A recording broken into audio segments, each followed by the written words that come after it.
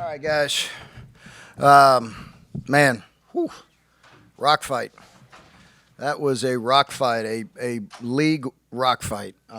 Give Georgetown's a lot of credit. I thought their physicality, their defense, as expected. They're starting to get fully healthy. It's way Ed's teams have always played, is that physical, that aggressive.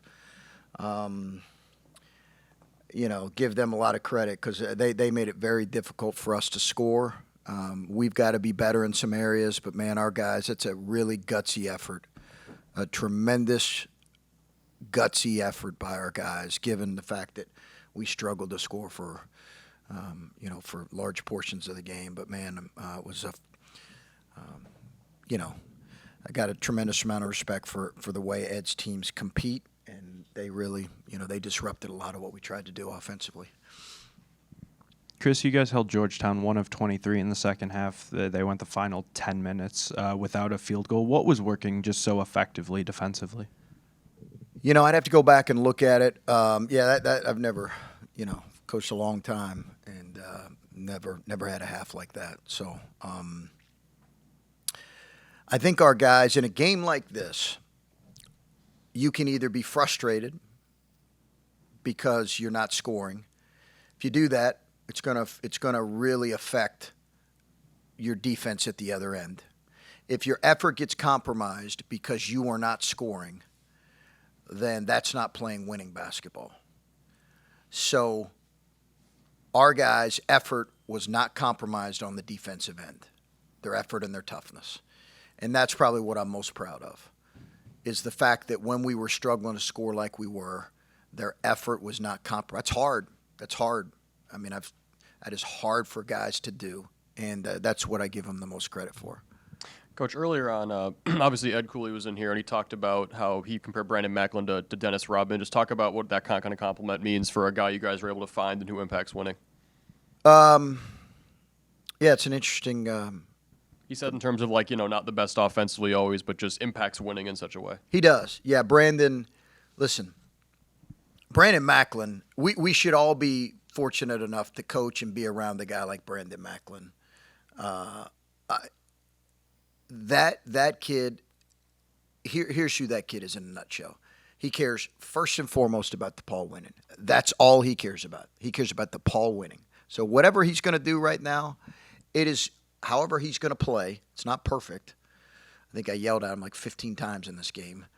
It is not perfect, but it's all coming from a spirit of DePaul winning. And when you have a player like that, you can work with a player like that. And I think that's what other coaches see. They see that he's raw in some areas and doesn't always, offensively can struggle at times, but they know his value to our group. And we know his value because we were a different team when he was out. Chris, with NJ not feeling his best, did the game plan with him change at all in the second half with his usage or maybe his touches? It came into mind a couple times. NJ got sick before the game. I did not feel like his energy was that bad, though, honestly. And I'm really proud that NJ's grown defensively to hold those two big guys to what he held those two big guys to. I thought was really good. He had a key block there late, didn't he? If I can recall, I think in the last maybe 2.5, 3 minutes, he had a big block, I think. We thought about limiting his minutes a little bit, but he really wanted to play, and I thought he really competed.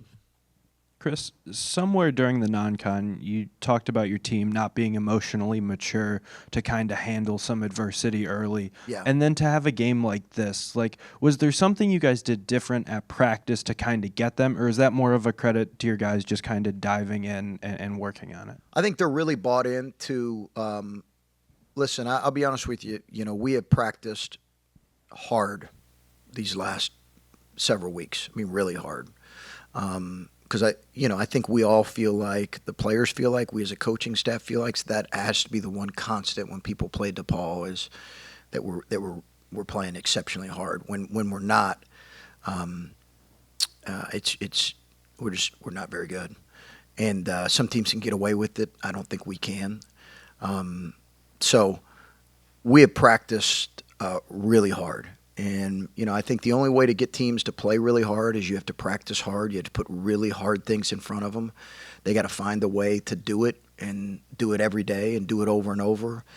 And sooner or later you build,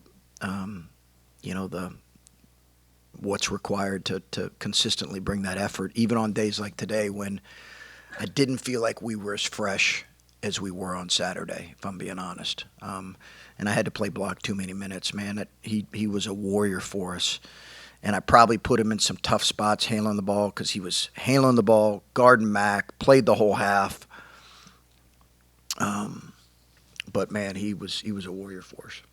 Coach, obviously, first game with the students back tonight, and especially down the stretch, you felt that energy. Just talk about the crowd tonight now that you guys are really building some momentum in Big East play. Yeah, I thought the students were great. It's just different when students are here. You guys feel it. We feel it. It's just different when students are here. They bring a different energy. I thought our crowd was great on Saturday. I thought tonight was good. It was aesthetically not always the most pleasing game to watch because it was so different than Saturday when it was last Saturday was an offensive game and flow and rhythm, shot making, but.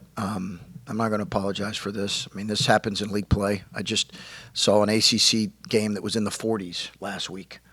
I think you know which one I'm talking about. So I'm not going to apologize for this. We found a way to win, and our guys deserve all the credit. Yeah, so you mentioned earlier that your guys' effort on the defensive end was not compromised, even though sometimes things weren't going right. What would you attribute that to? Is that just a group of players you have and just how much they prioritize defense, someone stepping up in a specific situation? Yeah, I think right now this can change. Right now, they're really bought into having a defensive identity as a group. I think they believe that we can be good on that end, and they're really bought into it. They practice hard. Dwayne was at our practice yesterday, and I had to cut it short because they were going after it. So I think they've really bought into that. Now that can change. You can have, guys can get caught up in other things. They have to be consistent with that. If they're not consistent with it, that won't be who we continue to be. But right now, they're bought into it. Chris, during the first half, KJ Lewis was getting downhill and drawing a lot of fouls. Second half, you really bottled up and collapsed. What changed with the game plan with him the second half? We had to tweak our ball screen coverage, a little bit with him because of his ability to get downhill, and also he was. I think he made probably three pull-ups in the first half. So we adjusted our ball screen coverage, and our guys did a good job with it. And, that's my initial thought as to why we were better keeping him out of the lane.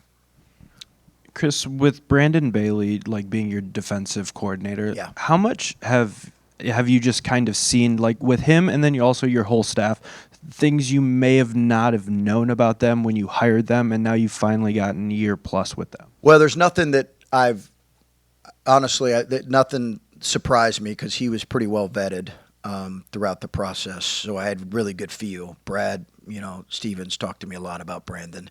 I give Jack Owens, Brandon Bailey a ton of credit for just their influence on our defense. Brandon and Jack work very closely on our defense, and both guys have done a tremendous job. And then I would just also acknowledge the fact that, Brian Mullins, there was a key play there where the three to RJ, I thought Brian had a great recommendation there late in the game on that particular action to isolate that.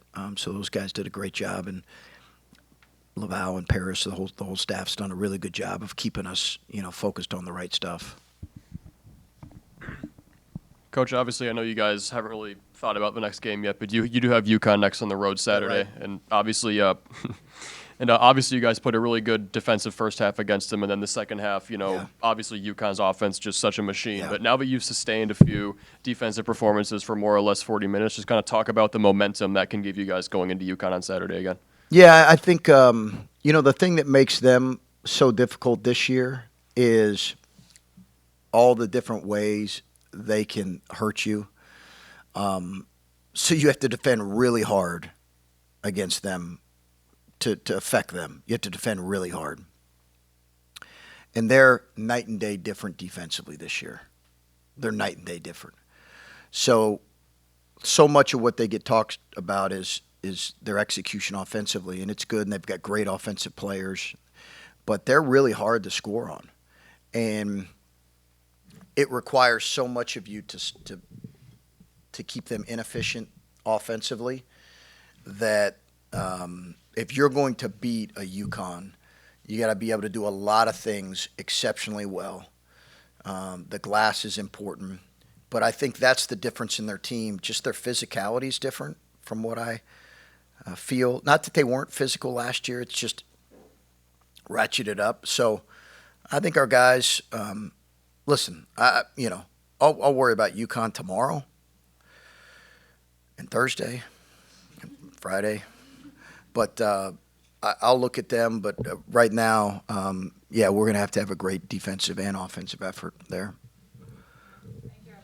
Okay, guys, thank you. Brandon, I think it was the 7:18-minute mark you came in that second half. Sorry. And you just immediately made your presence known. Just what was your mindset? What was going through your mind?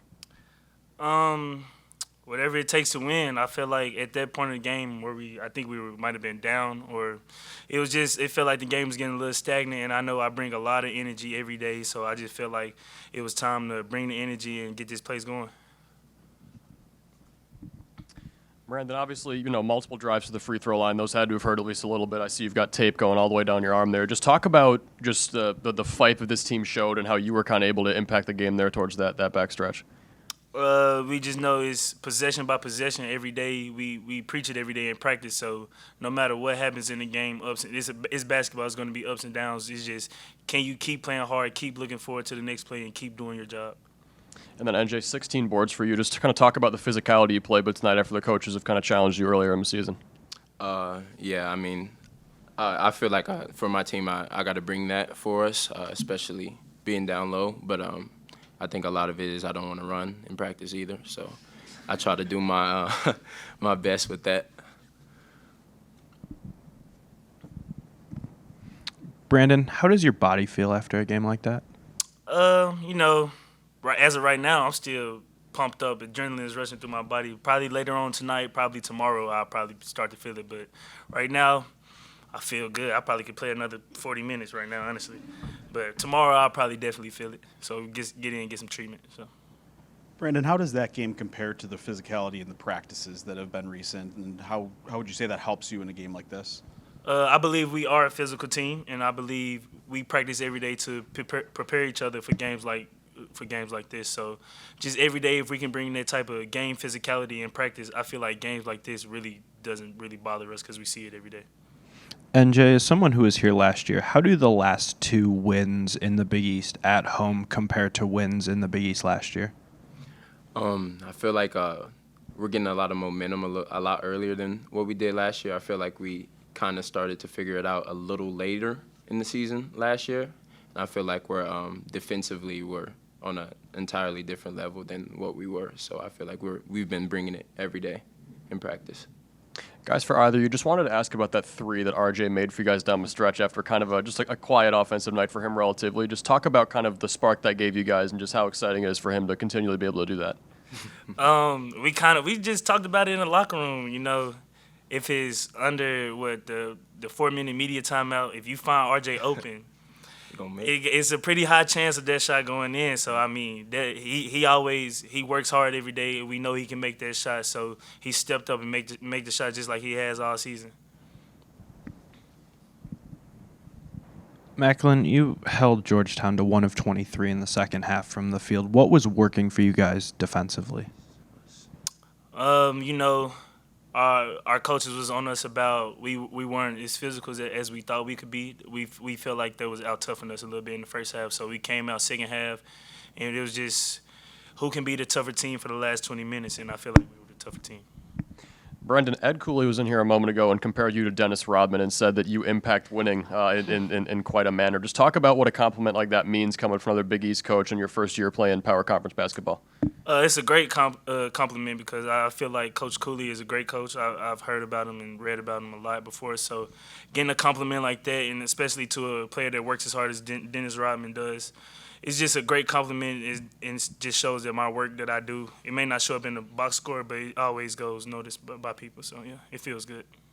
Yeah, and just in those moments when the game was so close, especially like later in that second half, just what was the message, whether that was you guys huddling up on the court or the message during the timeouts? Just to finish the game, Coach Holtmann told us to stay poised, take it possession by possession. I feel like we did that on the defense end, the offense end. They had some really good play calls down the stretch. I give all the credit to our coaching staff. NJ, you had 16 rebounds tonight. What allowed you to get so many? I feel like I don't know, I got lost in the game tonight, honestly, when I was playing and boxing out. And I know they're doing their best to get rebounds, and second chance points hurt us a lot. We've done our research and stuff on how that can make or break us when we're playing different teams. So I feel like I kind of took that on the chin and wanted to do the best I could to provide that for our team. And then NJ, late in the second half, you ran into the locker room. What was going on there? Yeah, I've been battling a little bug today. I had to go vomit. Hey, we're 2-0 when one of you guys started last. Yeah, I think I'm like the fourth person. Another great stat. Good. Thank you. Thank you.